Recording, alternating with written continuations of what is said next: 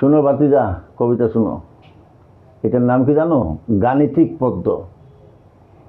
একের মাঝে এক, কট্টি বড়া পেক, দুইয়ের মাঝে দুই, জায়গা পাইলে শুই, তিনের মাঝে তিন, নাচে বিন বিন, চারির মাঝে চারি, চলছি মামার বাড়ি, পাঁচের মাঝে পাঁচ, ধরছি বুয়াল মাছ, ছয়ের মাঝে ছয়, কথাগুলো মন্দ নয়, সাতের মাঝে সাত, পেটে নাই মোর ভাত, আটের মাঝে আট, শিখিটি বড় ডাট, নয়ের মাঝে নয়, লেখাপড়া শিখতে হয়, দশের মাঝে দশ, চুপ কইরা বস, এগারোর মাঝে এগারো, দাদু গেল বাজারও, বারোর মাঝে বারো, ধাক্কা খেয়া পইরা বড়।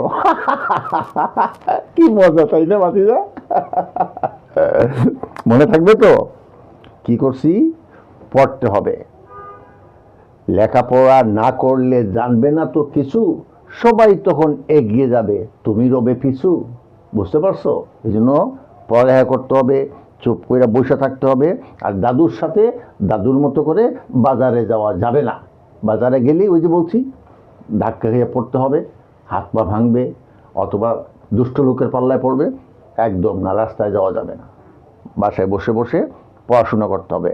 পড়াশোনা করলে অনেক বড় হবে, মানুষের মতো মানুষ হবে। মানুষ তখন তোমাকে সম্মান করবে। তুমি যদি অনেক বড় শিক্ষিত হতে পারো, মানুষ তোমাকে সালাম দেবে, সম্মান করে কথা বলবে, এবং তুমি অনেক জ্ঞান মানুষকে দিতে পারবে। এই আজকে আমি যেরকম করে তোমাকে বলছি, তুমিও একদিন এইভাবে মানুষকে এরকম করে কথা বলতে পারবে। তো কাজেই তুমি একটু আগে বাইরে গেছো, এরকম করে আর বাইরে যাবে না, রাস্তায় এরকম করে আর যাবে না। দাও পানি।